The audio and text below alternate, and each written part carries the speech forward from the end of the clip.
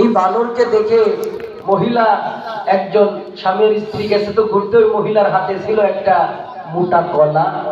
আজ থেকে 6-7 বছর আগের 5 টাকা দামের কলা, কিন্তু বেশ মোটা ছিল। বানরকে দেখে দিল খুশি হয়ে খেতে। বানর প্রথমে কলাটা নিল হাতে, তারপরে তো দেবে দাঁতে, তা না দিয়ে প্রথমে কলাটা দিল সুলা, তারপরে নিল পাছার কাছে, তারপরে দিল মুখে। মহিলা ডেকে বলে, স্বামী আমার কলাটা ছিল বেশ দামি, বানরকে দেখে দিলাম খুশি হয়ে খেতে। ও প্রথমে দেবে দাঁতে, তা না দিয়ে কলাটা প্রথমে দিল সুলা, তারপরে নিল পাছার কাছে, তারপরে দিল মুখে। সহ্য করা যায় এই দৃশ্য দেখে স্বামী ডাকতে বলে, বিবি ডোন্ট মাইন্ড, মনে কিছু নিও না। বিয়াদবি বানরটা না, বানরের বিয়াদবি শিক্ষা দিয়েছে যেই লোকটা, অরিজিনাল বিয়াদব সেই লোকটা। কয় কে সে? চিড়িয়াখানার ম্যানেজার, যে ডাকো তাকে, কাম হিয়ার, এদিকে আসো। তুমি কত নম্বর সিরিয়ালের বিয়াদব ভাই? বলে চেনা নাই জানা নাই। বিয়াদব বলেন কেন ভাই? বলে ভাই রে, আমার বিবি তোমার বানরকে দেখে একটা কলা দিল খেতে খুশি হয়ে। তোমার বানর কলাটা দেবে দাঁতে, তা না দিয়ে প্রথমে কলাটা দিল সুলা, তারপরে দিল পাছার কাছে, এরপরে দিল মুখে। সহ্য করা যায় কি এই দৃশ্য দেখে? চিড়িয়াখানার ম্যানেজার ডাক দিয়ে বলে, স্যার ডোন্ট মাইন্ড, মনে কিছু নেবেন না। আসলে বিয়াদব আমার বানর না, বিয়াদব আপনারাও না, বিয়াদব আমিও না। তো বিয়াদব কারা? বলে গত 6 মাস আগে স্বামী আর স্ত্রী সেজে এই চিড়িয়াখানার ভিতরে ঘুরতে এসেছিল, বেড়াতে এসেছিল যারা, অরিজিনাল বিয়াদব তারা। কয় তারা আবার কি করছে? কয় এক মহিলার হাতে ছিল একটা মোটা ন্যাংরা আম, যদিও তার অনেক বেশি দাম। আমার বানরকে দেখে দিয়েছিল খুশি হয়ে খেতে।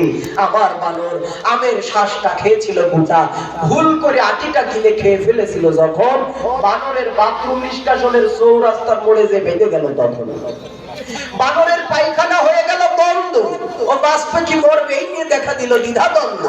আমরা নিয়ে গেলাম কুষ্টিয়া মেডিকেল হাসপাতালে, 10 ডাক্তারের টিম বসিয়ে মেডিকেল কমিটি গঠন করে বানরের পাছা কেটে অপারেশন করে আটিটা বের করা হলো। যখন আমার বানর খুব সতর্ক, তখন ওই দিনের পর থেকে যা কিছু খাক, আগে খাওয়ার আগে, মুখ দিয়ে খাওয়ার আগে পাছার কাছে মাপ নিয়ে দেখে যে মুখ দিয়ে খাওয়ার পরেও মাল পাছা দিয়ে বের হবে কিনা। কথা বলেন ঠিক না বেঠিক? ইসলামের বিপক্ষে অবস্থান নিয়ে এই ট্যাবলেট গ্রহণ করেছিল সাদ্দাম, এ জমিনের মধ্যে টিকতে পারে নাই। ইসলামের বিপক্ষে অবস্থান নিয়ে নমরুদ নিজেকে খোদা দাবি করেছিল, আল্লাহকে মারার জন্য আকাশের দিকে ছুঁড়েছিল তীর। আল্লাহ বলে, দেখ ফেরেশতারা কত বড় মহাবীর, আল্লাহকে মারার জন্য মেরেছে তীর। আল্লাহ কৌশল করে তীরের মাথায় লাগিয়ে দিল 1 ফোঁটা রক্ত।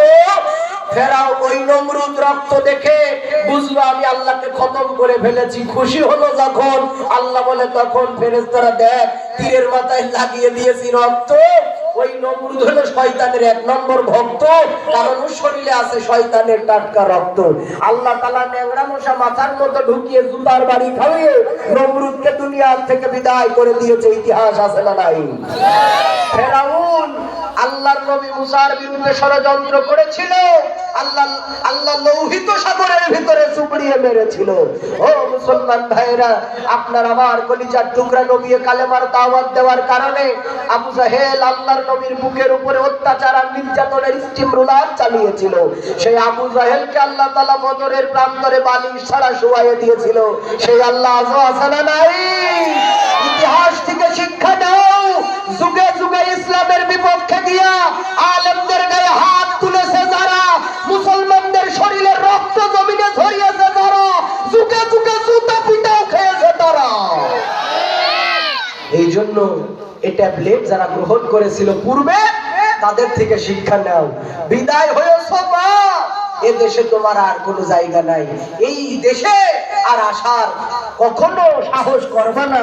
যদি সাহস করো, শেষ পরিণতি ফেরাউনের মতো হবে। এই দেশের বঙ্গোপসাগরে দাফন হওয়া লাগবে। কথা বলেন ঠিক না ঠিক? মুসলমান ভাইরা, এই কথাগুলো আমাদেরকে হুজুরেরাই বলেন, এটা বলার দরকার নাই। কেন দরকার নয়? 16টি বছর আমরা যখন জেলখানার ভিতরে পচে পড়েছি, তখন কোথায় ছিল তারা?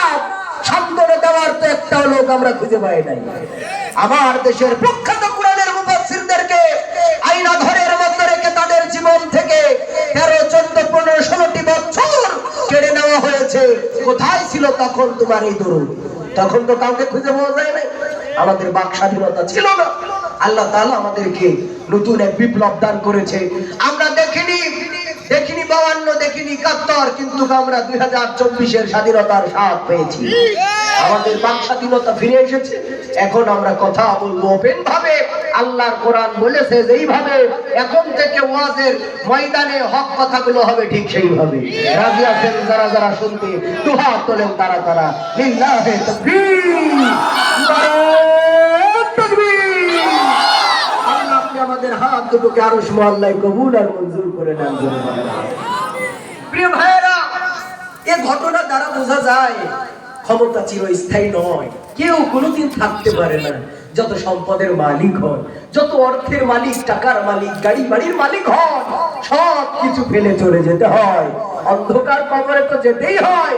আবার বেশি উপরে উঠে গেলে আল্লাহ তাআলা আছাড় দিয়ে নিচে নামায় দেয়। সেই দৃষ্টান্ত আছে না নাই? জোরে বলে। অন্যায় বেশি করে ফেললে জনগণ যখন আর প্রতিবাদ করে পারে না, ভাষা হারিয়ে ফেলে, রক্ত দিতে দিতে যখন আর রক্ত দেওয়ার মতো জায়গা থাকে না, পিছু ফিরতে ফিরতে যখন দেয়ালে পিঠ থেকে যায়, তখন আল্লাহর পক্ষ থেকে মদদ এসে যায়। আর দেশের সোনার তরুণ যুবকেরা আমাদের আবু সাঈদ আর মুগ্ধের